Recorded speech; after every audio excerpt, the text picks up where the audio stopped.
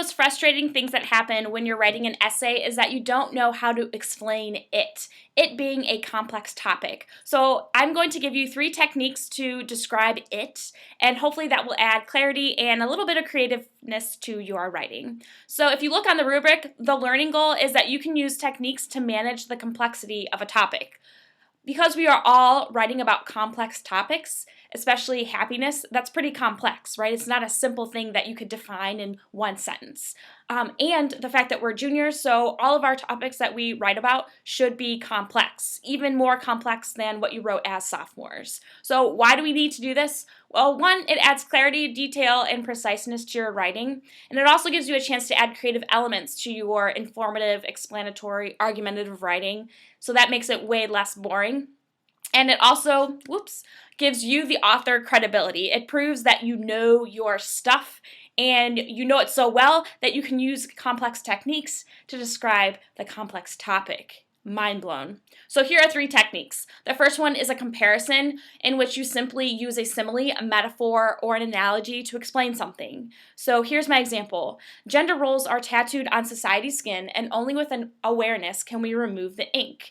So the complex topic is gender roles, right? So gender roles is complex in that I can't just define it in one sentence. It requires me to kind of pull back the layers to expose, the complexity. So I use the metaphor of a tattoo to illustrate how ingrained gender roles are in society, and it's unique, it's different.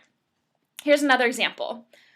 Obesity is like a garbage truck in that it doesn't discriminate the objects it engulfs. It affects everyone, regardless of color, size, or economic status. So once again, my complex topic is obesity. It's a huge issue, a pressing issue that, again, cannot just be simply explained in a traditional way, I suppose. So I use a simile of a garbage truck to illustrate that obesity affects everyone, not just those who are classified as obese.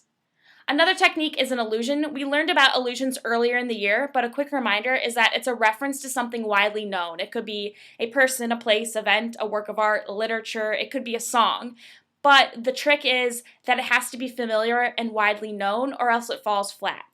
So here's my example. As much as the character of Gatsby wants to appear sophisticated, demure, and established, he's still a Peter Pan who has not moved on from his childish longings. So Gatsby is our very complex character, and I attempt to unravel or expose his complexity by using an allusion to Peter Pan, who most people remember for his refusal to grow up. So even if you don't really remember seeing, Hook or hearing about Peter Pan, you have generally a good enough idea so that the illusion works. Here's another example. The complexity of Gatsby begins with his lies. So many, in fact, readers are surprised that his nose isn't like Pinocchio's. So again, our complex character is Gatsby, and I use an allusion with Pinocchio to communicate how often Gatsby lies. So once again, maybe you never even saw the movie Pinocchio, but most people know enough that Pinocchio lies, and when he does, his nose grows. The last technique is using sensory details. So sensory details, as I'm sure you know, employ the 5 senses to describe a complex topic. So my complex topic here is happiness. So I use sensory details to try and define it. Happiness is homemade lemonade dancing on your tongue on an August day. So I use the sense of taste to illustrate the complex description of happiness so that my reader can understand it better. Here's another example. A person suffering from antisocial personality disorder can show a smiling face and speak words of encouragement, but underneath those onion layers is a manipulative, deceitful person.